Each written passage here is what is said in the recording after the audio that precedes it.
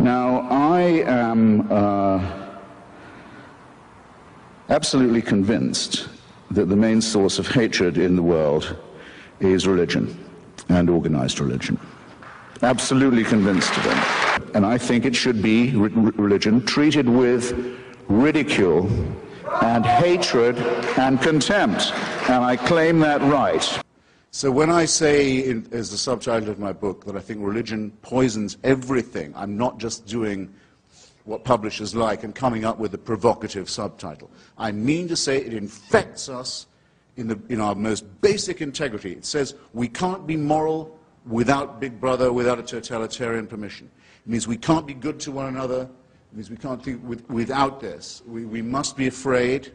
We must also be forced to love someone who we fear. The essence of sadomasochism. The essence of abjection. The essence of the master-slave relationship. And that knows that death is coming and can't wait to bring it on. I say this is evil. And though I do some nights stay home, I enjoy more the nights when I go out and fight against this ultimate wickedness and ultimate stupidity. Is it not the case that the spread of Christianity, about which you spoke so warmly and affectingly in your opening remarks, attributing it to the innate truth of the Bible story, was spread by that means, or because the Emperor Constantine decided to make Christianity the official religion of the Roman Empire? Which, in your view, contributed more to the spread of the faith? The Holy Spirit. I rest my case. You give me the awful impression, I hate to have to say it, of someone who hasn't read any of the arguments against your position ever. So what if God actually exists, sir? Would he not have been good to you? No. He wouldn't.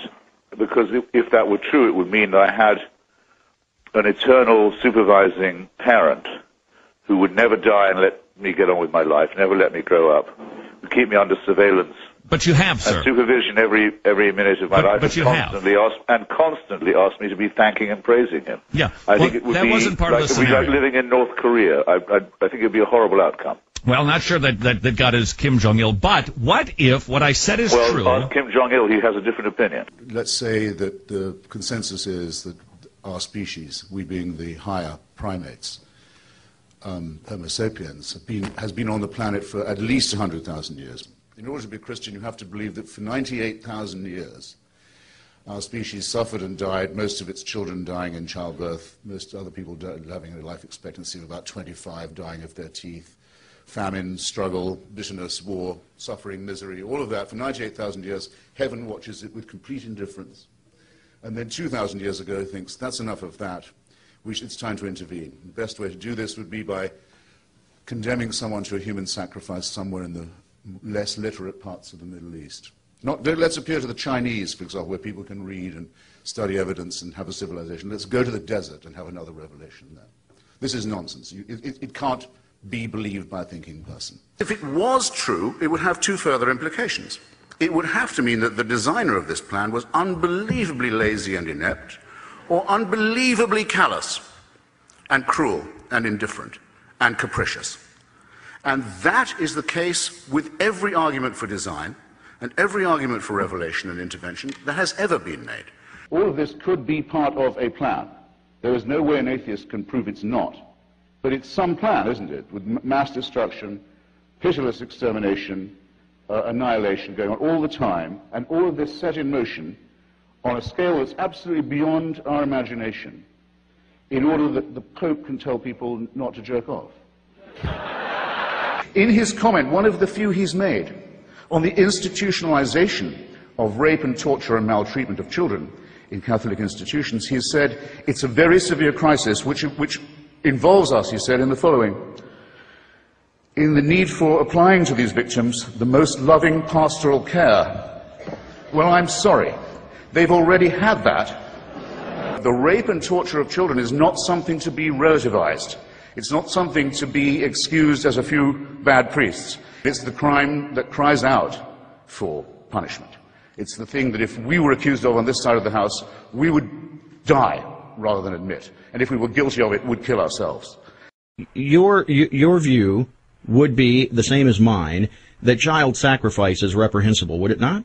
Did Abraham think child sacrifice was an okay idea? He obeyed God and God intervened. The ultimate question is, does God think child sacrifice, since he sent his own son to be the ultimate sacrifice? Well, he appears to be in favor of it. He does appear to be in favor of it, but in context. You and I agreed that we were not. I'm asking. And, not scorning the three delightful children who are everything to me and who are my only chance of even a glimpse of a second life, let alone an immortal one. And I'll tell you something, if I was told to sacrifice them to prove my devotion to God, if I was told to do what all monotheists are told to do, and admire the man who said, yes, I'll gut my kid to show my love of God, I'd say, no, fuck you.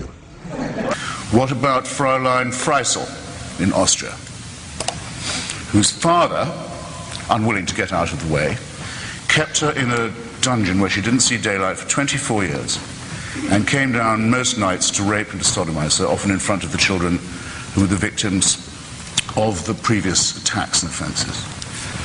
Imagine how she must have begged him. Imagine how she must have pleaded. Imagine for how long.